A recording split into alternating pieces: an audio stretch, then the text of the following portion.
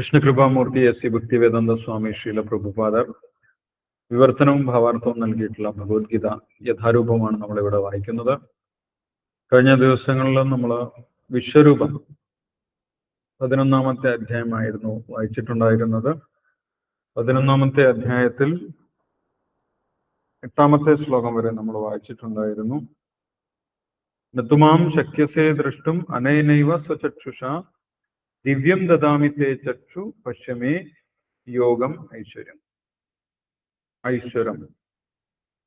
ഭഗവാന്റെ ഐശ്വര്യസമ്പൂർണമായിട്ടുള്ള വിശ്വരൂപം ദർശിക്കുന്നതിന് അർജുനന് ആഗ്രഹമുണ്ടായി. ഭഗവാന്റെ വിഭൂതികളെ കുറിച്ച് കേട്ട സമയത്ത് അപ്പോൾ ആ വിശ്വരൂപം ദർശിക്കണമെന്ന് അർജുനൻ അപേക്ഷിച്ചു.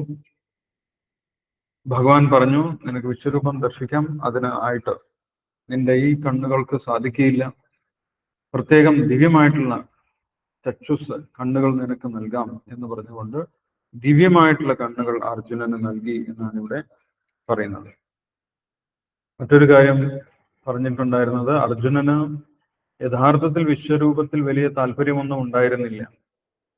അർജുനൻ ഭഗവാന്റെ ഭക്തനാണ്, സഖ്യഭാവത്തിലുള്ള ഭക്തനാണ്, ഭഗവാനോട് ഏറ്റവും അടുത്തു നിൽക്കുന്ന വ്യക്തിയാണ്.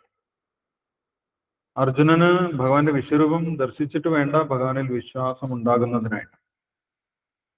പക്ഷേ സാധാരണ വ്യക്തികൾക്ക് വേണ്ടി, ഭൗതികരായിട്ടുള്ള വ്യക്തികൾക്ക് വേണ്ടിയിട്ടാണ് അർജുനൻ ആ വിശ്വരൂപം ദർശിക്കണമെന്ന് ഭഗവാനോട് ആവശ്യപ്പെടുന്നത്. ആ കാര്യം ശ്രീല പ്രഭുപാദർ നമ്മൾക്ക് പറഞ്ഞു തന്നിട്ടുണ്ടായിരുന്നു. ഇന്ന് നമ്മൾക്ക് 9-ാമത്തെ ശ്ലോകം മുതൽ വായിക്കാം.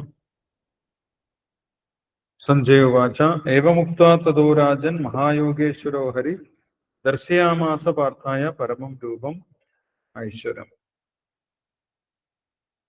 9 മുതൽ 11 വരെയുള്ള ശ്ലോകങ്ങളും വിവർത്തനവും ഭാവാർത്ഥവും വായിച്ചോളൂ.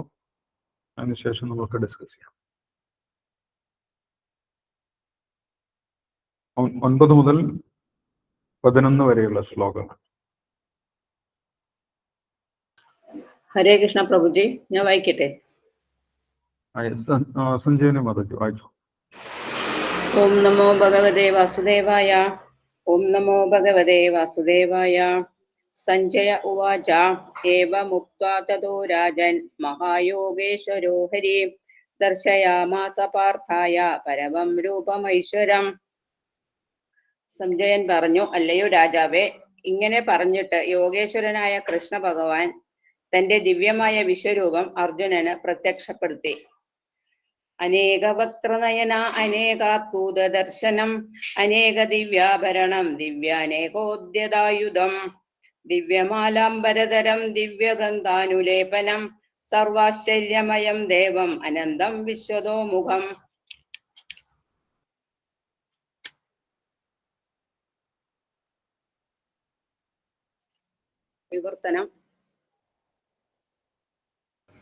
വിവർത്തനം ഭാവാർത്ഥം വായിച്ചു.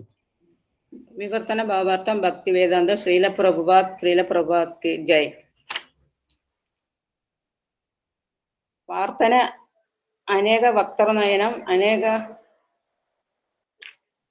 ദർശനങ്ങളോട് കൂടിയതായ അനേക ആ വിശ്വവ്യാപ്തമായ രൂപത്തിൽ എണ്ണമറ്റ മുഖങ്ങളും കണ്ണുകളും എണ്ണമറ്റ അത്ഭുത ദൃശ്യങ്ങളും അർജുനൻ കണ്ടു.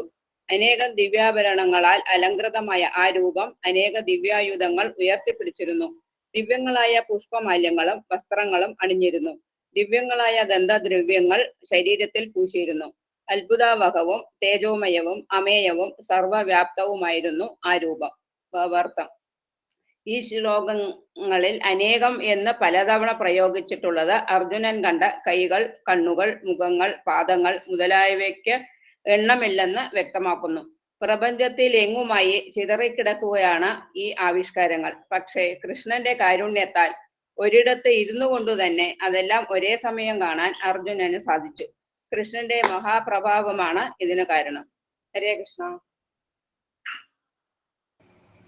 താങ്ക് യു സഞ്ജയന് മതജി. ഹരേ കൃഷ്ണ. അവിടെ അർജുനൻ കണ്ടിട്ടുള്ള ആ വിശ്വരൂപത്തിനെ കുറിച്ച് സഞ്ജയൻ പറയുന്നതാണ് ഈ ശ്ലോകങ്ങളിൽ. സഞ്ജയ വാച, യഥാർത്ഥത്തിൽ അർജുനൻ വിശ്വരൂപം നേരിട്ട് കണ്ടു. അർജുനൻ കണ്ട വിശ്വരൂപം സഞ്ജയനും കാണാൻ സാധിച്ചിട്ടുണ്ടായിരുന്നു വ്യാസദേവന്റെ അനുഗ്രഹം കൊണ്ട്. ആ സഞ്ജയൻ കണ്ടിട്ടുള്ള വിശ്വരൂപം ധൃതരാഷ്ട്രർക്ക് വിവരിച്ചു കൊടുക്കാൻ ശ്രമിക്കുകയാണ് ഇവിടെ സഞ്ജയൻ ചെയ്യുന്നത്. എവമുക്ത തദോരാജൻ മഹായോഗേശ്വരോ ഹരി ദർശയാമാസ പാർത്ഥായ പരമം രൂപം ഐശ്വര്യം. യോഗേശ്വരനായ കൃഷ്ണ ഭഗവാൻ തന്റെ ദിവ്യമായ വിശ്വരൂപം അർജുനന് പ്രത്യക്ഷപ്പെടുത്തി. ഐശ്വര്യസമ്പൂർണമായ പ്രപഞ്ചം മുഴുവൻ നിറഞ്ഞു നിൽക്കുന്ന വിശ്വരൂപം ഭഗവാൻ കാണിച്ചു കൊടുത്തു എന്നാണ് പറയുന്നത്. ആ വിശ്വരൂപം എങ്ങനെയാണ് കണ്ടത്, വിശ്വരൂപത്തിൽ എന്തെല്ലാമാണ് കണ്ടത് എന്ന് അടുത്ത ശ്ലോകത്തിൽ പറയുന്നുണ്ട്. അനേക വക്ത്രനയനം അനേകാത്ഭുത ദർശനം അനേക ദിവ്യാഭരണം ദിവ്യാനേകോദ്യതായുധം. ഭഗവാന്റെ ശരീരത്തിൽ അനേക വക്ത്രനയനം, അനേകം മുഖങ്ങള്, അനേകം കണ്ണുകൾ, അനേക അദ്ഭുത ദർശനം, ഇതുവരെ കണ്ടിട്ടില്ലാത്ത വ്യത്യസ്തമായിട്ടുള്ള രൂപങ്ങളെല്ലാം അർജുനൻ കാണാൻ തുടങ്ങി. അനേക ദിവ്യാഭരണം, ഭഗവാന്റെ ശരീരത്തിൽ ദിവ്യമായിട്ടുള്ള അനേകം ആഭരണങ്ങൾ ഉണ്ടായിരുന്നു എന്ന് പറയും. ദിവ്യ അനേകോദ്യതായുധം, ഭഗവാന്റെ കൈകളിൽ ദിവ്യമായിട്ടുള്ള ആയുധങ്ങൾ ഉണ്ടായിരുന്നു. ദിവ്യമാല്യാംബരതരം ദിവ്യഗന്ധാനുലേപനം, ദിവ്യമാല്യാംബരതരം, ഭഗവാന്റെ ശരീരത്തിൽ ദിവ്യമായിട്ടുള്ള പുഷ്പമാലകൾ ഉണ്ടായിരുന്നു. ഭഗവാൻ ദിവ്യമായിട്ടുള്ള വസ്ത്രങ്ങളായിരുന്നു ധരിച്ചിരുന്നത് എന്ന് പറഞ്ഞു. ദിവ്യഗന്ധാനുലേപനം, ദിവ്യമായിട്ടുള്ള സുഗന്ധദ്രവ്യങ്ങൾ ഭഗവാൻ പൂശിയിരുന്നു. സർവാശ്ചര്യമയം ദേവം അനന്തം വിശ്വതോമുഖം, സർവാശ്ചര്യമയം ദേവം അനന്തം വിശ്വതോമുഖം. ഭഗവാൻ ആ ലോകം മുഴുവൻ നിറഞ്ഞു നിൽക്കുന്ന ശരീരമാണ് കാണിച്ചത് എന്ന് പറയും. അപ്പൊ ഇവിടെ വീണ്ടും വീണ്ടും പറയുന്ന വാക്കാണ് അനേകം എന്നുള്ള വാക്ക്. അപ്പൊ അനേകം എന്നുള്ള വാക്കിന്റെ അർത്ഥം അതിന് എണ്ണമില്ല എന്നാണ് എന്നതിനെ സൂചിപ്പിക്കുന്നു എന്ന് ശ്രീല പ്രഭുപാദർ പറഞ്ഞു തരുന്നുണ്ട്. അനേക വക്ത്രനയനം അനേക അദ്ഭുത ദർശനം അനേക ദിവ്യാഭരണം. ഇപ്പൊ ഭഗവാന്റെ ശരീരത്തിലെ കണ്ണുകൾക്കും മുഖങ്ങൾക്കും കൈകൾക്കും ആഭരണങ്ങൾക്കും ആയുധങ്ങൾക്കും ഒന്നും എണ്ണമില്ല. അത് എത്രയാണ് എന്ന് മനസ്സിലാക്കാൻ സാധിക്കാത്ത അത്രയും ധാരാളം ഉണ്ടായിരുന്നു എന്ന് കാണിക്കാൻ, എന്ന് മനസ്സിലാക്കി തരാൻ വേണ്ടിയിട്ടാണ് അനേകം എന്ന് പറയുന്നത് എന്ന് പറയുന്നു. മാത്രമല്ല ദിവ്യം എന്നും പറയുന്നത്. ഭഗവാന്റെ മുഖങ്ങളും കണ്ണുകളും ഭഗവാൻ ഉപയോഗിച്ചിരുന്ന ആഭരണങ്ങളും ആയുധങ്ങളും എല്ലാം ദിവ്യമാണ് എന്ന് പറയുന്നു. ദിവ്യം എന്ന് പറഞ്ഞു കഴിഞ്ഞാൽ ഭൗതിക വസ്തുക്കൾ കൊണ്ട് നിർമ്മിച്ചതല്ല എന്നാണ് അർത്ഥം, അല്ലെ? ഭഗവാന്റെ ശരീരം ഭൗതികമല്ല. അതേപോലെ ഭഗവാന്റെ ശരീരത്തിലുള്ള വസ്തുക്കളും ഭൗതിക ലോകത്തിന്റെ ഭാഗമല്ല. അതെല്ലാം ദിവ്യമായിരുന്നു എന്ന് പറയും. ഭൗതിക വസ്തുക്കളെ കൊണ്ടായിരുന്നില്ല ഭഗവാന്റെ ആയുധങ്ങളും ഭഗവാന്റെ വസ്ത്രങ്ങളും ഭഗവാന്റെ ആഭരണങ്ങളും ഒന്നും നിർമ്മിച്ചിരുന്നത്. അതെല്ലാം ദിവ്യമായിരുന്നു എന്നിവിടെ പറയുന്നുണ്ട്. യെസ്. ഇനി ഞാൻ രൂപത്തിന്റെ പ്രകാശത്തിനെ കുറിച്ച് പറയുന്നുണ്ട്. ദിവി സൂര്യ സഹസ്രസ്യ ഭവേദ്യുക പദുദ്ധിത യതിവാ സദൃശി സ്യാത് ഭാസസ്തസ്യ മഹാത്മന. ആയിരം സൂര്യന്മാർ ഒരേ സമയം ഉദിക്കുകയാണെങ്കിൽ ഉളവാകുന്ന പ്രകാശത്തോട് തുല്യമായിരുന്നു ആ വിശ്വാത്മകമായ ഭഗവത് രൂപത്തിന്റെ പ്രഭാപൂരം എന്ന് പറയും. രൂപത്തിന് ചുറ്റും വലിയ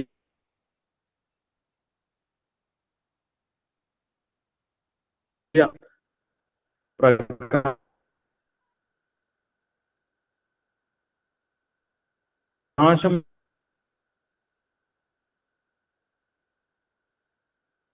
അർജുനൻ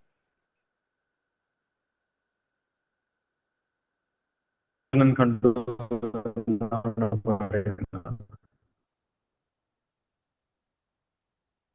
അതെങ്ങനെയാണ്?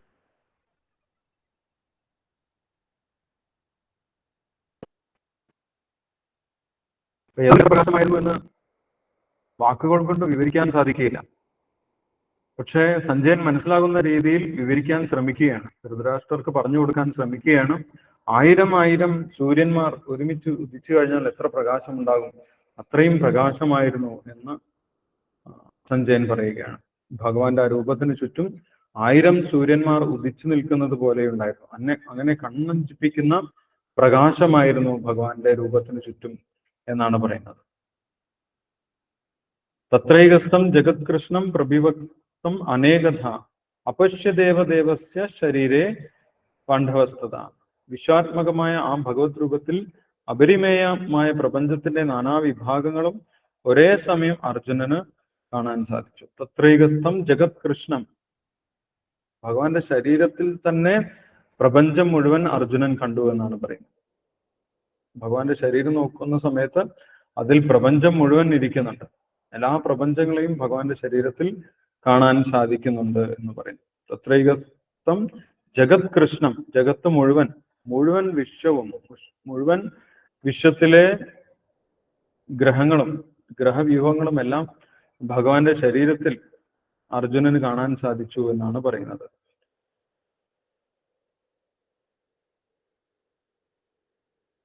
ഭാവാർത്ഥത്തിൽ ശിലപ്രഭാതർ പറയുന്നുണ്ട്, വ്യത്യസ്തമായിട്ടുള്ള ഗ്രഹവ്യൂഹങ്ങൾ വ്യത്യസ്ത വസ്തുക്കളെ കൊണ്ടാണ് നിർമ്മിച്ചത് എന്നുള്ള കാര്യം ശിലപ്രഭാതർ പറയുന്നുണ്ട്. എല്ലാ ഗ്രഹങ്ങളും നിർമ്മിക്കുന്നത് ഒരേ വസ്തുക്കളെ കൊണ്ടല്ല. ഭൂമി പോലെയുള്ള ഗ്രഹങ്ങൾ നിർമ്മിക്കുന്നത് മണ്ണുകൊണ്ടാണ്. അതേപോലെ രത്നങ്ങൾ കൊണ്ടും സ്വർണം കൊണ്ടും നിർമ്മിച്ചിട്ടുള്ള ഗ്രഹങ്ങൾ ഉണ്ടായിരുന്നു എന്ന് പറയും. അർജുനൻ വ്യത്യസ്തമായിട്ടുള്ള ഗ്രഹങ്ങളെ കണ്ടു എന്ന് പറയുന്ന സമയത്ത് ശിലപ്രഭാതർ നമുക്ക് പറഞ്ഞു തരുന്നതാണ്, വ്യത്യസ്തമായിട്ടുള്ള വസ്തുക്കളെ കൊണ്ടുള്ള ഗ്രഹങ്ങളും അർജുനൻ കണ്ടു എന്നുള്ള കാര്യം.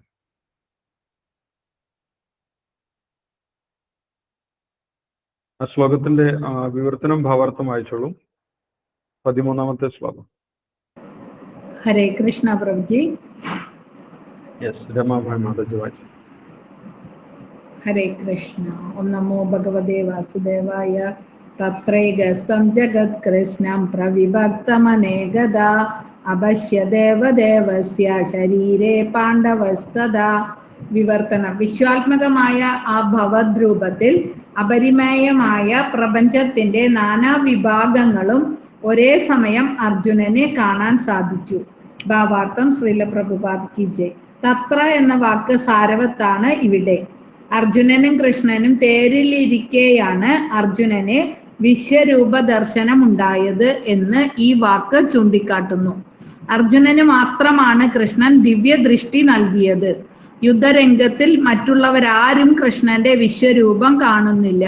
ഭഗവാന്റെ ശരീരം അനേകായിരം ഗ്രഹവ്യൂഹങ്ങൾ ഉൾക്കൊള്ളുന്നതായി അർജുനൻ കാണുന്നു. പ്രപഞ്ചങ്ങളും ഗ്രഹവ്യൂഹങ്ങളും അസംഖ്യമുണ്ടെന്ന് വൈദിക ഗ്രന്ഥങ്ങളിൽ നിന്ന് നമുക്കറിയാം.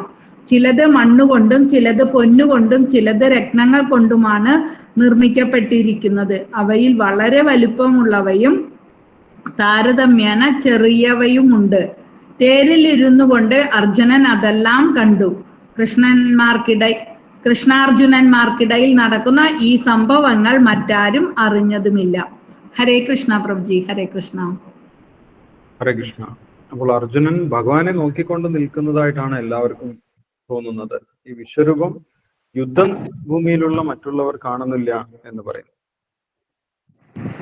അർജുനൻ ഭഗവാനെ നോക്കിക്കൊണ്ട് നിൽക്കുന്നു, പക്ഷെ അർജുനൻ ഭഗവാന്റെ ശരീരത്തിൽ ഈ മുഴുവൻ വിശ്വവും കാണുന്നുണ്ട് എന്നാണ് പറയുന്നത്. വ്യത്യസ്തമായിട്ടുള്ള പ്രപഞ്ചങ്ങൾ, കോടാനുകോടി പ്രപഞ്ചങ്ങൾ, ആ പ്രപഞ്ചങ്ങളിലെ ഗ്രഹവ്യൂഹങ്ങളെല്ലാം അർജുനൻ കാണുന്നുണ്ട്. വ്യത്യസ്ത തരത്തിലുള്ള ഗ്രഹങ്ങളെയും അർജുനൻ കാണുന്നുണ്ട് എന്നാണ് ഇവിടെ പറയുന്നത്.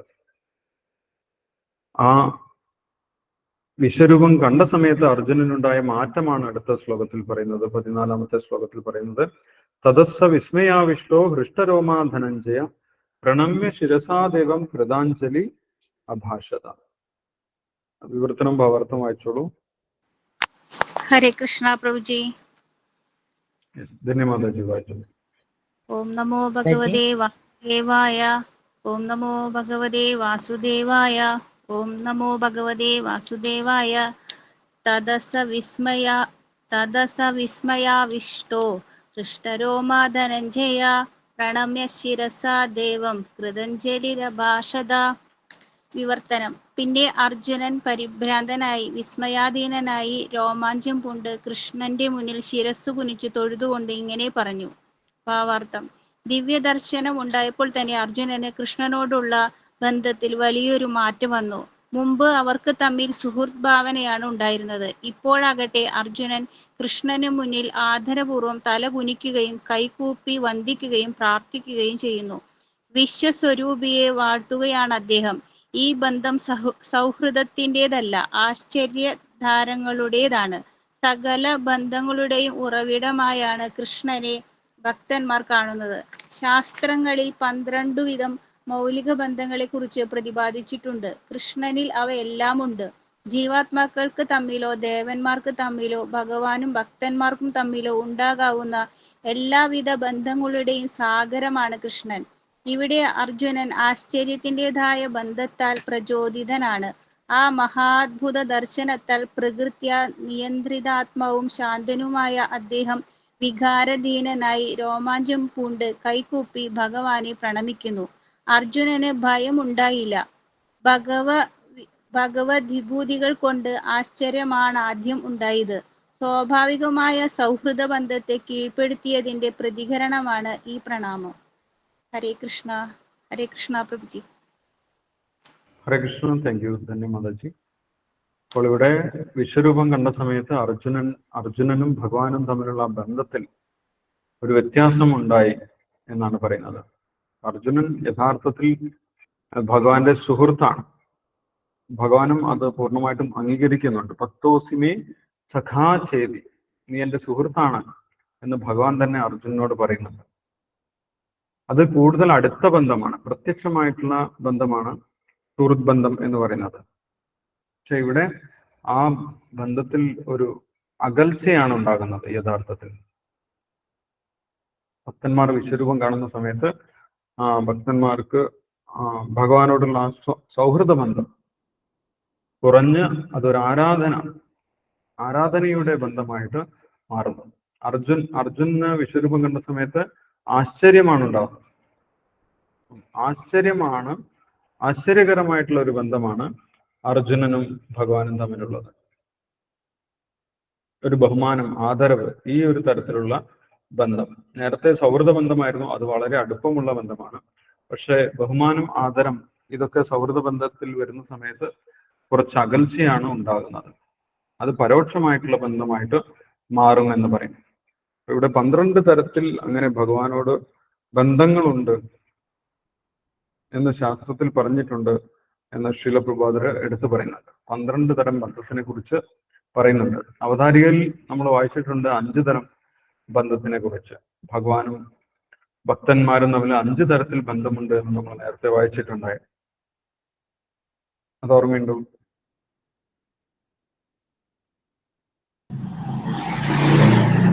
ശാന്തഭാവം, യെസ്, ശാന്തരസത്തിലുള്ള ഭക്തനുണ്ട്, അല്ലെങ്കിൽ ശാന്തരസമുണ്ട്. സുഹൃത് ഭാവം, സൗഹൃദഭാവമുണ്ട്, മാധുര്യഭാവമുണ്ട്,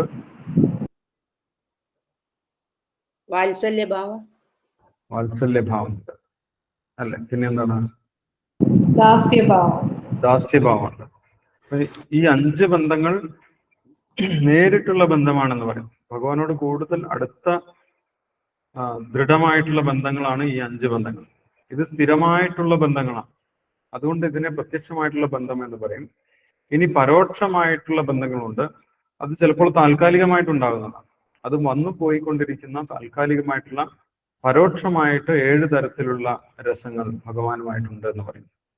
ആദ്യം പറഞ്ഞ 5 ബന്ധങ്ങൾ, ശാന്തരസം, ദാസ്യരസം, വാത്സല്യരസം, സാഖ്യരസം, മാധുര്യരസം, ഇത് എല്ലാ കാലത്തും നിലനിൽക്കുന്നതാണ്, മാത്രമല്ല പ്രത്യക്ഷവുമാണ്. അതുകൂടാതെ 7 തരത്തിലുള്ള താൽക്കാലിക ബന്ധങ്ങളുമുണ്ട്, താൽക്കാലിക രസങ്ങളുമുണ്ട് എന്നാണ് പറയുന്നത്. ഭക്തിരസാമൃത സിന്ധുവിൽ പറയുന്നുണ്ട്. അതിൽ പറയുന്നത് ഹാസ്യരസം, ഭഗവാനുമായിട്ടുള്ള ഹാസ്യരസം, കാരുണ്യരസം, കോപത്തിൻ്റെതായിട്ടുള്ള രസം. ചില ആളുകൾക്ക് ഭഗവാനോട് കോപമുണ്ടാകും. അതും ഒരു തരത്തിലുള്ള ബന്ധം തന്നെയാണ്. കോപത്തിലൂടെ ഭഗവാനെ കുറിച്ച് ഓർക്കും. കോപം, ഭയം, ചില ആളുകൾക്ക് ഭഗവാനെ ഭയമായിരിക്കും. ആ ഭയത്തിൽ നിന്നുളവാകുന്ന ബന്ധം, ആശ്ചര്യം, അതാണ് ഇവിടെ അർജുനന് ഉണ്ടായിട്ടുള്ള ഒരു ബന്ധം. ഇപ്പോൾ ഉണ്ടായിട്ടുള്ള ബന്ധം. വിശ്വരൂപം കണ്ട സമയത്ത് അർജുനന് ആശ്ചര്യരസമാണ് ഉണ്ടായത്. ആശ്ചര്യം, ഭീഭത്സം. ഭഗവാനെ ചിലപ്പോൾ ഭീകര രൂപമായിട്ട് ചില വ്യക്തികൾ കാണുന്നുണ്ടാകും. ഭീഭത്സ രൂപം കാണുന്നുണ്ടാകും. അത് മറ്റൊരു തരത്തിലുള്ള രസമാണ്. ഇങ്ങനെ 12 തരത്തിലുള്ള രസങ്ങളുണ്ടെന്ന് പറയുന്നു. അതിൽ ആദ്യത്തെ 5 രസം പ്രത്യക്ഷമായിട്ടുള്ള രസങ്ങളാണ്. പിന്നീട് ഉള്ള 7 രസങ്ങൾ പരോക്ഷമായിട്ടുള്ള രസങ്ങളാണ് എന്നും പറയുന്നുണ്ട്. ഇതാണ് 12 തരത്തിലുള്ള രസങ്ങൾ ശീല പ്രഭുപാദർ ഇവിടെ പറയുന്നുണ്ട്. ശാസ്ത്രങ്ങളിൽ 12 വിധം മൗലിക ബന്ധങ്ങളെ കുറിച്ച് പ്രതിപാദിച്ചിട്ടുണ്ട്. കൃഷ്ണനിൽ അവയെല്ലാം ഉണ്ട്. ഇത് കൂടാതെ തന്നെ മറ്റു പലതരത്തിലുള്ള രസങ്ങളുണ്ടാകും. ഭഗവാന് ഓരോ ജീവാത്മാവിനോടും ഓരോ പ്രത്യേക തരത്തിലുള്ള ഒരു ബന്ധമുണ്ട് എന്നാണ് പറയുന്നത്. യഥാർത്ഥത്തിൽ നമ്മളെ സൃഷ്ടിക്കുമ്പോൾ തന്നെ നമ്മൾക്ക് ഭഗവാനുമായിട്ടൊരു പ്രത്യേക രസത്തിൽ ബന്ധമുണ്ട്. അത് നമ്മൾ മറന്നുപോയതാണ്. ഇവിടെ ഭൗതിക ലോകത്തിൽ വന്ന സമയത്ത് നമ്മളത് മറന്നുപോയതാണ്. അത് വീണ്ടും തിരിച്ചറിയുക എന്നുള്ളതാണ് നമ്മുടെ മൂലസ്വരൂപത്തിലേക്ക് എത്തുക എന്നുള്ളത്. മൂലസ്വരൂപത്തിൽ എത്തുന്ന സമയത്താണ് നമ്മൾക്കത് തിരിച്ചറിയാൻ സാധിക്കുന്നത്. അപ്പോൾ വീണ്ടും നമ്മൾ ഭഗവാൻ അതേ രീതിയിൽ നമ്മൾക്ക് സേവിക്കാൻ സാധിക്കും. അതിനുള്ള പ്രക്രിയയാണ്, ആ മൂലസ്വരൂപം തിരിച്ചറിയാനുള്ള പ്രക്രിയയാണ് ഭക്തിയോഗം എന്ന് പറയുന്നത്. ഭഗവാന് നിരന്തരം ഭക്തി ചെയ്യുന്ന സമയത്ത് നമ്മൾക്ക് ഭഗവാനുമായിട്ട് ഏത് ബന്ധമായിരുന്നു എന്ന് തിരിച്ചറിയാൻ നമ്മൾക്ക് സാധിക്കും. അതിനെയാണ് ഭാവം എന്ന് പറയുന്നത്. നമ്മുടെ ഭാവം തിരിച്ചറിയാൻ സാധിക്കും.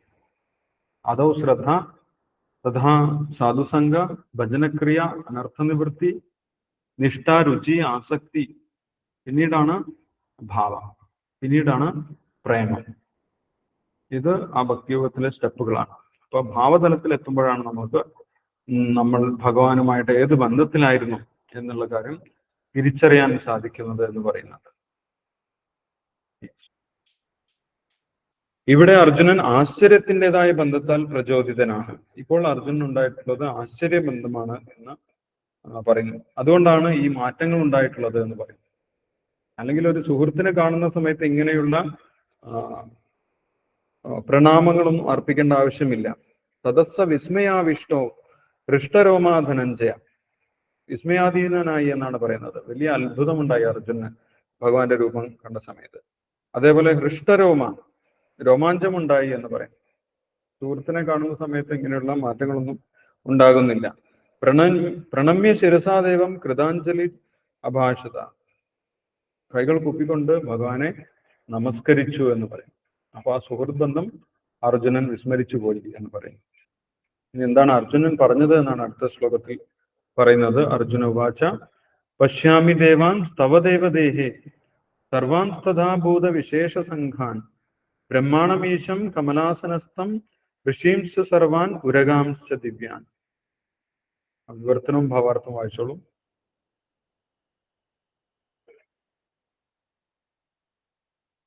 ഞാൻ വായിക്കണം ഗുരുജി. വിവർത്തനം നളിനി മാതാജി വായിച്ചോളൂ. അർജുനൻ പറഞ്ഞു, കൃഷ്ണ, അവിടുത്തെ ശരീരത്തിൽ സകല ദേവന്മാരെയും മറ്റു സകല ജീവജാലങ്ങളെയും ഞാൻ കാണുന്നു. മാത്രമല്ല താമരപ്പൂവിൽ ഇരുന്നരുളുന്ന ബ്രഹ്മദേവൻ, അതുപോലെ ശിവൻ, ഋഷികൾ, ദിവ്യ സർപ്പഗണങ്ങൾ എന്നിവരെയും ഞാൻ കാണുന്നു. ഭാവാർത്ഥം. ശ്രീല പ്രഭുപാദർ കി ജയ്. പ്രപഞ്ചത്തിലുള്ളതെല്ലാം അർജുനൻ കാണുകയാണ്. അതുകൊണ്ട് സൃഷ്ടിജാലത്തിൽ ആദിമനായ ബ്രഹ്മാവിനെയും പ്രപഞ്ചത്തിന്റെ അധസ്ഥലങ്ങളിൽ ഗർഭോദകശായി വിഷ്ണുവിനെ മെത്തയായുള്ള ദിവ്യ സർപ്പത്തെയും ആദ്യമായി കണ്ടുവെന്ന് പറയുന്നു. ഈ സർപ്പശൈലിയുടെ പേരാണ് വാസുകി. വാസുകി എന്ന പേരിൽ മറ്റു സർപ്പങ്ങളുണ്ട്. ഗർഭോദകശായി വിഷ്ണു മുതൽ പ്രപഞ്ച സർഗത്തിന്റെ മുകൾ നിരയിൽ സൃഷ്ടികർത്താവായ ബ്രഹ്മാവിന്റെ ഇരിപ്പിടമായ കമലാകൃതിയിലുള്ള ഗ്രഹം വരെ അർജുനൻ കാണുന്നുണ്ട്. തേരിൽ ഇരുന്നു കൊണ്ട് തന്നെ അദ്ദേഹത്തിന് സർഗാരംഭം മുതൽ അന്ത്യം വരെ ദൃശ്യമായെന്നർത്ഥം. ഭഗവത് കരുണ കൊണ്ട് മാത്രമാണ് അർജുന് ഇത് സാധിച്ചത്. ഹരി ഓം. ഹരേ കൃഷ്ണ. ഹരേ കൃഷ്ണ. Thank you Nalini Mataji. അപ്പോൾ ഇവിടെ അർജുനൻ എന്താണ് കാണുന്നത് എന്ന് പറയുന്നു. അർജുനൻ തന്നെ പറയുന്നതാണ്. കഴിഞ്ഞ ശ്ലോകങ്ങളിൽ സഞ്ജയൻ പറയുന്നതായിട്ടാണ് നമ്മൾ കണ്ടത്.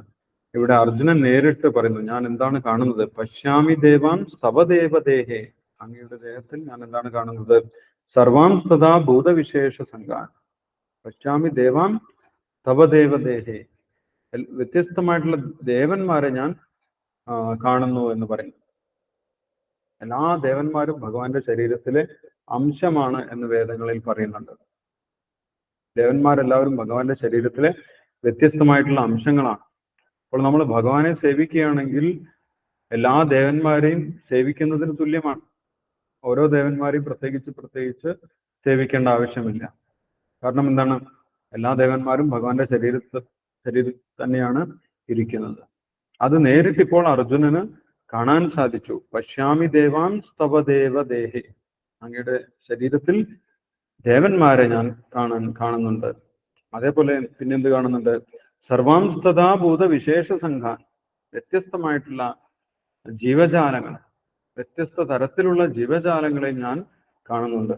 എല്ലാ തരത്തിലുള്ള ജീവജാലങ്ങളെയും ഭഗവാന്റെ ശരീരത്തിൽ അർജുനൻ കാണുകയാണ്. അപ്പൊ ഭഗവാൻ നേരത്തെ പറഞ്ഞിട്ടുണ്ടായിരുന്നു, അഹം സർവസ്യ പ്രഭവോ മത്തസർവം പ്രവർത്തതേ, ഞാനാണ് എല്ലാറ്റിന്റെയും ഉറവിടം എന്ന് ഭഗവാൻ പറഞ്ഞിട്ടുണ്ടായിരുന്നു. എല്ലാ ജീവജാലങ്ങളുടെയും അഹം ആദിർഹി ദേവാന, ഞാൻ എല്ലാ ദേവന്മാരുടെയും ആദിയാണ്, തുടക്കമാണ് എന്ന് ഭഗവാൻ പറഞ്ഞിട്ടുണ്ടായിരുന്നു. അപ്പോൾ അത് ഭഗവാൻ പറഞ്ഞതുപോലെ തന്നെ ഇവിടെ കാണിച്ചു കൊടുക്കാനും ഭഗവാന് സാധിച്ചു. എല്ലാ ദേവന്മാരുടെയും ഉറവിടമാണെന്ന് പറഞ്ഞു. എല്ലാ ദേവന്മാരെയും ഭഗവാന്റെ ശരീരത്തിൽ ഭഗവാൻ കാണിച്ചു കൊടുത്തു. അഹം സർവസ്യ പ്രഭോ, എല്ലാറ്റിന്റെയും ഉറവിടം ഞാനാണെന്ന് ഭഗവാൻ പറഞ്ഞു. എല്ലാ ജീവജാലങ്ങളെയും ഭഗവാന്റെ ശരീരത്തിൽ ഭഗവാൻ കാണിച്ചു കൊടുത്തു. ജീവജാലങ്ങളെ മാത്രമല്ല, ഈ 14 ലോകങ്ങളും ഭഗവാന്റെ ശരീരത്തിൽ കാണിച്ചു കൊടുത്തു എന്നാണ് പറയുന്നത്. ബ്രഹ്മാണമീശം കമലാസനസ്ഥം, ബ്രഹ്മാവിനെ, 14 ലോകങ്ങളുടെ ഏറ്റവും ഉയർന്ന ലോകത്തിലിരിക്കുന്ന ബ്രഹ്മാവിനെ അർജുനൻ ഭഗവാന്റെ ശരീരത്തിൽ കണ്ടു. ബ്രഹ്മാണം ഈശം, ഈശം എന്ന് പറയുന്നത് മഹാദേവനെയാണ്. അപ്പൊ ബ്രഹ്മാവും മഹാദേവനും എല്ലാം ഭഗവാന്റെ അംശങ്ങളാണ്, ഭഗവാനിൽ നിന്ന് വന്നിട്ടുള്ള ദേവതമാരാണ്, അല്ലെങ്കിൽ ഭഗവാന്റെ അവതാരങ്ങളാണ്. അവരാരും സ്വതന്ത്രരായിട്ടുള്ള വ്യക്തികളല്ല, അവരെല്ലാവരും ഭഗവാന്റെ അംശം തന്നെയാണ് എന്ന് പറയുന്നു. ബ്രഹ്മാണമീശം കമലാസനസ്ഥം, ബ്രഹ്മാവ് താമരയിൽ ഇരിക്കുന്നതായിട്ടാണ്, താമരയുടെ രൂപത്തിലാണ് ബ്രഹ്മാവിന്റെ ലോകം എന്നിവിടെ ഭാവാർത്ഥത്തിൽ പറയുന്നുണ്ട്.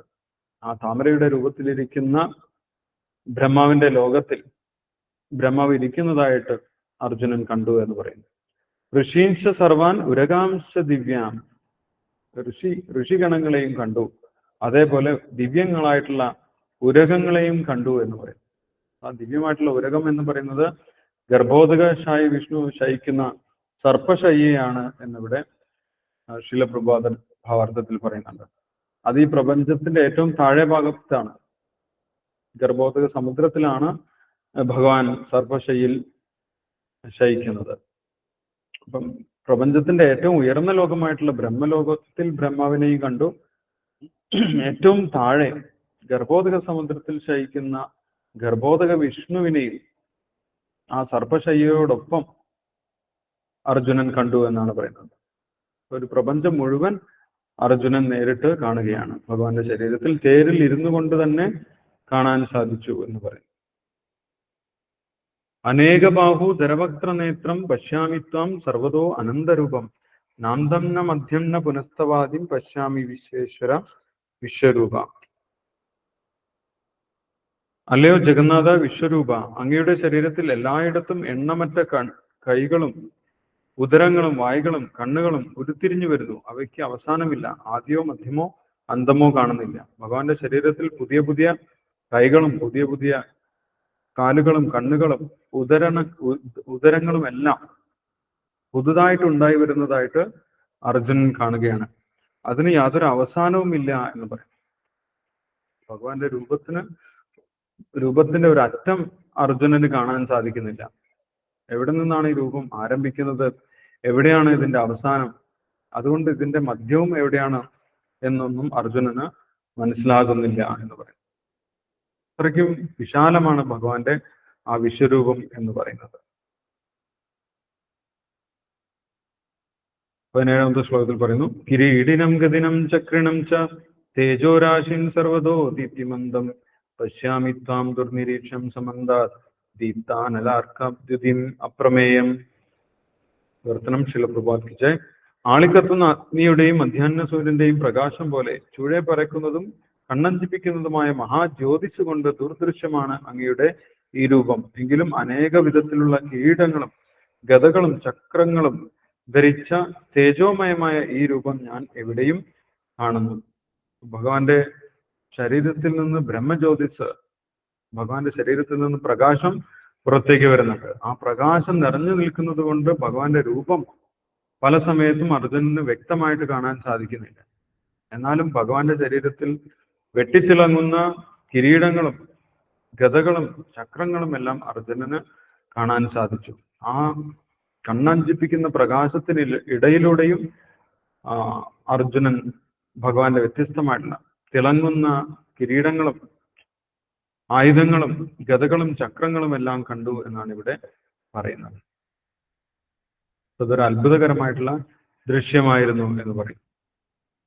18ാമത്തെ ശ്ലോകം പറയുന്നു, ത്വമക്ഷരം പരമം വേദിതവ്യം ത്വമസ്യ വിശ്വസ്യ പരം നിധാനം ത്വമവ്യയ ശാശ്വത ധർമ്മഗുപ്ത സനാതനസ്ഥം പുരുഷോ മതോമേ. ഈ ശ്ലോകത്തിൽ അർജുനൻ ഭഗവാനെ സ്തുതിക്കുകയാണ്. അർജുനന്റെ ഒരു സ്തുതിയാണ്. ഇത്രയും വലിയ വിശ്വരൂപം അർജുനൻ കണ്ടു. അർജുനന് ഭഗവാനോട് വലിയ ആരാധനാഭാവം ഉണ്ടായി.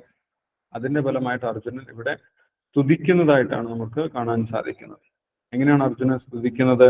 ത്വമക്ഷരം പരമം വേദിതവ്യം, അങ്ങ് അക്ഷരമാണ്, അങ്ങ് ഒരിക്കലും അവസാനിക്കാത്ത വ്യക്തിയാണ്, നാശമില്ലാത്ത വ്യക്തിയാണ് അങ്ങ്. പരമം, അങ്ങ് പരമമായിട്ടുള്ള വ്യക്തിയാണ്.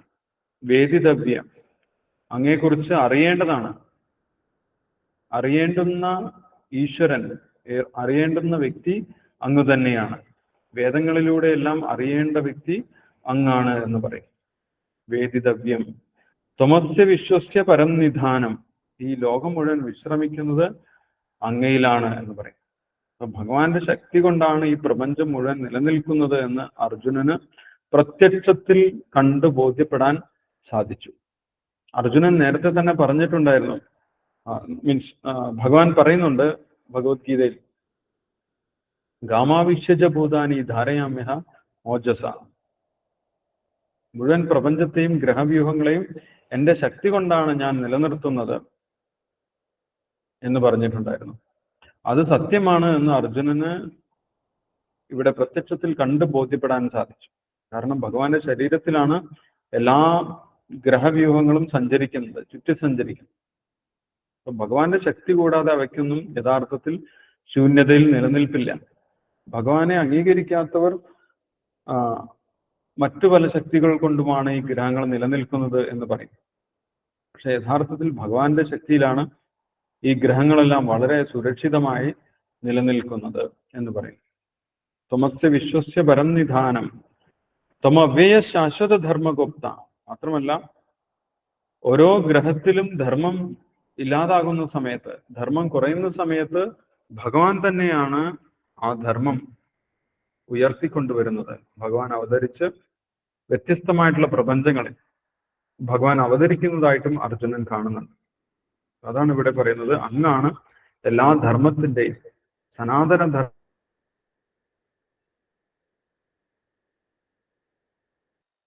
ധർമാക്കൾക്ക് ഈ ധർമ്മം പുനഃസ്ഥാപിക്കാൻ സാധിക്കുകയില്ല. അതുകൊണ്ട് ഭഗവാൻ നേരിട്ട് വന്ന് ആ ധർമ്മം പുനഃസ്ഥാപിക്കും. അത് ഭഗവാൻ നേരത്തെ പറഞ്ഞിട്ടുള്ളതാണ്. യഥാ യഥാ ഹി ധർമ്മസ്യ ഗ്ലാനിർഭവതി ഭാരത അഭ്യുത്ഥാനം അധർമ്മസ്യ തദാത്മാനം സൃജാമ്യഹം. ഓരോ യുഗത്തിലും ആ യുഗധർമ്മം പ്രചരിപ്പിക്കുന്നതും അധർമ്മം വർദ്ധിക്കുന്ന സമയത്ത് ധർമ്മം പുനഃസ്ഥാപിക്കുന്നതും ഞാൻ തന്നെയാണ് എന്ന് ഭഗവാൻ അവിടെ പറഞ്ഞിട്ടുണ്ടായിരുന്നു. ആ കാര്യങ്ങളെല്ലാം സത്യമാണ് എന്നിവിടെ അർജുനന് ബോധ്യമായി. അത് പറഞ്ഞുകൊണ്ട് അർജുനൻ ഭഗവാനെ സ്തുതിക്കുകയാണ്. ത്വമവ്യയ ശാശ്വത ധർമ്മഗുപ്ത സനാതനസ്ഥം പുരുഷോ മതോമി. അങ്ങ് സനാതനമായിട്ടുള്ള വ്യക്തിയാണ്, ഒരിക്കലും നാശമില്ലാത്ത വ്യക്തിയാണ്. അങ്ങ് പുരുഷനാണ്, പരമപുരുഷനാണ്. വേദങ്ങളിൽ പറയുന്ന ആ പരമപുരുഷൻ അങ്ങ് തന്നെയാണ് എന്ന് അർജുനൻ പറയുന്നു. അനാദിമധ്യാന്തം അനന്തവീരം അനന്തബാഹും ശശിസൂര്യനേത്രം പശ്യാമി ത്വാം ദീപ്തഹുദാശവക്ത്രം സ്വതേജസാ വിശ്വമിതം തപന്തം.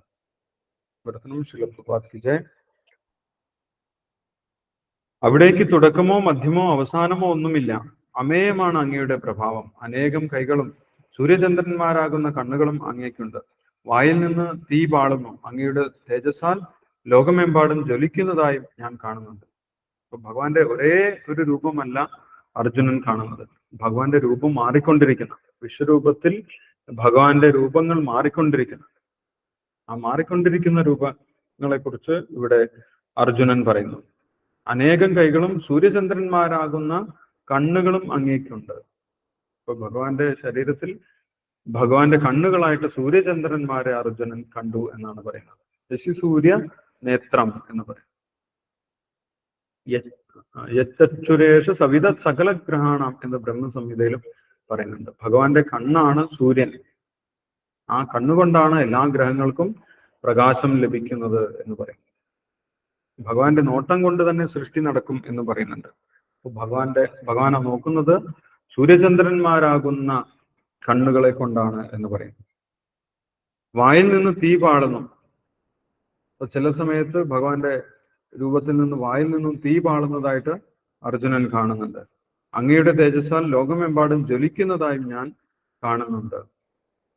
ഭഗവാന്റെ ശരീരത്തിൽ നിന്നും സഹിക്കാൻ പറ്റാത്ത തേജസ് പുറത്തേക്ക് വരുന്നതായിട്ടും അർജുനൻ കാണുന്നുണ്ട്. ഭാരതത്തിൽ ശ്രീല പ്രഭാതർ പറയുന്നു, പരമദിവ്യോത്തമ പുരുഷന്റെ 6 വിഭൂതികൾക്ക് പരിധിയില്ല. ഇവിടെയും മറ്റു പലയിടത്തും ആവർത്തനങ്ങളുണ്ട്. എന്നാൽ കൃഷ്ണന്റെ വൈഭവത്തെ പറ്റി എത്ര വട്ടം ആവർത്തിക്കുന്നതും സാഹിത്യപരമായി ഒരു ദൗർബല്യം അല്ല എന്നത്രേ ശാസ്ത്രമതം. സംഭ്രാന്തിയിലും ആശ്ചര്യത്തിലും വികാരാവേശത്തിലും ഒരിക്കൽ പറഞ്ഞത് തന്നെ വീണ്ടും പറയുന്നത് തെറ്റല്ല. അപ്പൊ വീണ്ടും വീണ്ടും കൂടുതൽ കണ്ണുകളുണ്ട്, കൂടുതൽ തലകളുണ്ട് എന്നൊക്കെ പറയുന്നുണ്ട്. അത് എന്തുകൊണ്ടാണ് വീണ്ടും വീണ്ടും പറയുന്നത്? ഭഗവാന്റെ വിശ്വരൂപത്തിനെ പൂർണ്ണമായിട്ടും വർണ്ണിച്ചു തീർക്കാൻ സാധിക്കുന്നില്ല. യഥാർത്ഥത്തിൽ വാക്കുകൾ കൊണ്ട് ആ വിശ്വരൂപത്തിനെ വർണ്ണിക്കാൻ സാധിക്കുകയുമില്ല. അതുകൊണ്ടാണ് കഴിയുന്ന രീതിയിൽ അർജുനൻ ഭഗവാനെ കുറിച്ച് വർണ്ണിക്കുന്നത്. അപ്പോൾ അതിൽ ചില സമയത്ത് ആവർത്തനങ്ങൾ ഉണ്ടാകാം എന്ന് ശ്രീല പ്രഭാതർ പറയുകയാണ്. ദ്യാവാപൃഥിവ്യോരിതമന്തരം ഹി വ്യാപ്തം ത്വയൈകേന ദിശശ്ച സർവാ ദൃഷ്ടാദ്ഭുതം രൂപമുഗ്രം തവേദം ലോകത്രയം പ്രവ്യതിതം മഹാത്മൻ. അങ്ങ് ഏകനാണെങ്കിൽ കൂടി ഭൂമി ആകാശങ്ങളും സർവദിക്മുഖങ്ങളും അങ്ങയാൽ വ്യാപിക്കപ്പെട്ടിരിക്കുന്നു.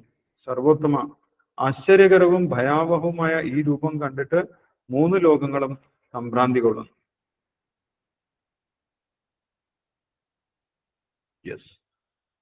അപ്പോൾ ഈ വിശ്വരൂപത്തിൽ തന്നെ മറ്റു ദേവന്മാരെയും അർജുനൻ കാണുന്നുണ്ട്. ആ ദേവന്മാർക്കും ഋഷിമാർക്കും അസുരന്മാർക്കും എല്ലാം ഉണ്ടാകുന്ന പ്രതികരണങ്ങളും അർജുനൻ കാണുന്നുണ്ട്. ഭഗവാന്റെ വ്യത്യസ്തമായിട്ടുള്ള രൂപം ദർശിക്കുന്ന ദേവന്മാർ, അസുരന്മാർ, സിദ്ധഗണങ്ങൾ, അതേപോലെ ഋഷീശ്വരന്മാർ, ഇവർക്കൊക്കെ വ്യത്യസ്തമായിട്ടുള്ള പ്രതികരണങ്ങളാണ് ഉണ്ടാകുന്നത്. കാരണം അവർക്ക് ഭഗവാനെ കുറിച്ച് ഉള്ള ബോധം വ്യത്യസ്തമാണ്. ആ ബോധത്തിനനുസരിച്ച് അവർ ഭഗവാന്റെ രൂപത്തിനോട് പ്രതികരിക്കുന്നു എന്നാണ് പറയുന്നത്. അപ്പോൾ ചില വ്യക്തികൾ ഭഗവാന്റെ രൂപം കണ്ടിട്ട് സംഭ്രാന്തി കൊള്ളുന്നു, അവർക്ക് ഭയമാണ് ഉണ്ടാകുന്നത് എന്ന് പറയും. ഭഗവാന്റെ രൂപം കണ്ട ചില വ്യക്തികൾ ഭയപ്പെടുകയാണ് ചെയ്യുന്നത് എന്ന് പറയും. അപ്പോൾ ഇവിടെ ഭാരതത്തിൽ ശ്രീല പ്രഭാതർ പറയുന്നുണ്ട്, ദ്യാവാ പൃഥിവ്യോ, സ്വർഗ ഭൂലോകങ്ങൾക്കിടയിലുള്ള ആകാശം, ലോകത്രയം എന്നീ വാക്കുകൾ ശ്രദ്ധേയങ്ങളാണ്. അർജുനൻ മാത്രമല്ല ഭഗവാന്റെ വിശ്വരൂപം കണ്ടത്, മറ്റു ഗ്രഹവ്യൂഹങ്ങളിലുള്ളവരും കാണുകയുണ്ടായെന്ന് അവ സ്പഷ്ടമാക്കുന്നു. അർജുനന്റെ വിശ്വരൂപ ദർശനം ഒരു സ്വപ്നമായിരുന്നില്ല. കൃഷ്ണന്റെ കരുണ മൂലം ദിവ്യദൃഷ്ടി സിദ്ധിച്ചവരെല്ലാം യുദ്ധരംഗത്തിൽ ആ രൂപം ദർശിക്കുകയുണ്ടായി. അപ്പോൾ മറ്റു ലോകങ്ങളിലുള്ള വ്യക്തികൾക്കും ഇത് കാണാൻ സാധിച്ചു എന്നാണ് പറയുന്നത്. യുദ്ധഭൂമിയിലുള്ളവർക്ക് പലർക്കും അത് കാണാൻ സാധിച്ചില്ല എന്ന് നേരത്തെ പറയുന്നുണ്ട്. യുദ്ധരംഗത്തുള്ളവർക്ക് അർജുനനും ഭഗവാനും തമ്മിൽ സംസാരിച്ചു നിൽക്കുന്നത് പോലെ തന്നെയാണ് കാണുന്നത്. അവർക്കാർക്കും വിശ്വരൂപം കാണാൻ സാധിച്ചില്ല. പക്ഷെ ഭഗവാന്റെ അനുഗ്രഹം കൊണ്ട് മറ്റ് ലോകങ്ങളിലുള്ളവർക്ക് ഈ വിശ്വരൂപം കാണാൻ സാധിച്ചിട്ടുണ്ടായിരുന്നു എന്നിവിടെ പറയും. ദേവന്മാർക്കും ഋഷിമാർക്കും സിദ്ധന്മാർക്കുമെല്ലാം ഭഗവാന്റെ വിശ്വരൂപം കാണാൻ സാധിച്ചിട്ടുണ്ടായിരുന്നു എന്ന് പറയും. അപ്പൊ അവരെല്ലാം വ്യത്യസ്ത രീതിയിൽ ആ വിശ്വരൂപത്തിനോട് പ്രതികരിച്ചു എന്നാണ് ഇവിടെ പറയുന്നത്. അടുത്ത ശ്ലോകത്തിൽ അത് പറയുന്നുണ്ട്. അമീഹി ത്വാം സുരസംഘാ വിശന്തി കേചിത് ഭീതാ പ്രാഞ്ജലയോ ഗൃണന്തി സ്വസ്തിത്യുക്താമർഷി സിദ്ധസംഘാഃ സ്തുവന്തി ത്വാം സ്തുതിഭി പുഷ്കലാഭി. ദേവഗണങ്ങളെല്ലാം ശരണം പ്രാപിച്ച് അങ്ങയിൽ ഉൾപോകുന്നു, പ്രവേശിക്കുന്നു. അവരിൽ ചിലർ വല്ലാതെ ഭയപ്പെട്ട് കൂപ്പുകൈകളോടെ പ്രാർത്ഥിക്കുന്നു. മഹർഷിമാരും സിദ്ധരും ലോകത്തിന് എല്ലാവിധ ശാന്തിയും ഭവിക്കട്ടെ എന്ന് നേർന്നുകൊണ്ട് അങ്ങയെ വൈദിക സൂക്തങ്ങളാൽ സ്തുതിക്കുന്നു. ദേവന്മാരുടെ വ്യത്യസ്തമായിട്ടുള്ള പ്രതികരണങ്ങൾ ഇവിടെ കാണുന്നുണ്ട്. ചില ദേവന്മാർ ഭഗവാനെ ശരണം പ്രാപിക്കുന്നു, ഭഗവാന്റെ ശരീരത്തിലേക്ക് പ്രവേശിക്കുന്നു എന്ന് പറയുന്നു. അവരിൽ ചിലർ വല്ലാതെ ഭയപ്പെട്ട് കൂപ്പുകൈകളോടെ പ്രാർത്ഥിക്കുന്നു. ചില ദേവന്മാർ ഭഗവാനെ പ്രാർത്ഥിക്കുകയാണ് ചെയ്യുന്നത്, ഭയത്തോടുകൂടി പ്രാർത്ഥിക്കുന്നു. ഇനി മഹർഷിമാരും സിദ്ധന്മാരും എന്താണ് ചെയ്യുന്നത്? അവർ വേദങ്ങളിലെ സൂക്തങ്ങൾ ചൊല്ലി, ഭഗവാനെ സ്തുതിക്കുന്ന സൂക്തങ്ങൾ ചൊല്ലിക്കൊണ്ട് ഭഗവാനെ തൃപ്തിപ്പെടുത്താൻ ശ്രമിക്കുകയാണ്, ഭഗവാനെ സ്തുതിക്കുകയാണ് മഹർഷിമാരും സിദ്ധന്മാരും ചെയ്യുന്നത് എന്ന് പറയുന്നു. എല്ലാ ഗ്രഹവ്യൂഹങ്ങളിലുമുള്ള ദേവന്മാർ ഭീഷണമായ വിശ്വരൂപവും അതിന്റെ തേജസ്സും കണ്ട് രക്ഷയ്ക്ക് വേണ്ടി പ്രാർത്ഥിക്കുന്നു. അവർ ഭയപ്പെട്ടു പോയി. ചിലപ്പോൾ ഇത് ലോകാവസാനമാണോ? ഇത്രയും ഭീഷണമായിട്ടുള്ള രൂപം ദർശിച്ച സമയത്ത് അവർക്ക് ഭയമുണ്ടായി. ലോകം നശിക്കാൻ പോവുകയാണോ എന്ന് വിചാരിച്ച് അവര് ഭഗവാനെ സ്തുതിച്ചുകൊണ്ട് പ്രാർത്ഥിച്ചു എന്നാണ് ഇവിടെ പറയുന്നത്. യെസ്, നമ്മൾക്ക് അടുത്ത ശ്ലോകങ്ങൾ അടുത്ത ദിവസം വായിക്കാം. ഇപ്പോൾ വായിച്ചതിൽ എന്തെങ്കിലും സംശയങ്ങളുണ്ടെങ്കിൽ ഡിസ്കസ് ചെയ്യാം.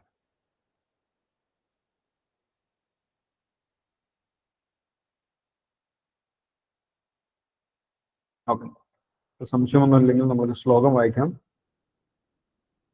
ആരാണ് ശ്ലോകം വായിക്കുന്നത്? ഞാനാണ് പ്രഭുജി.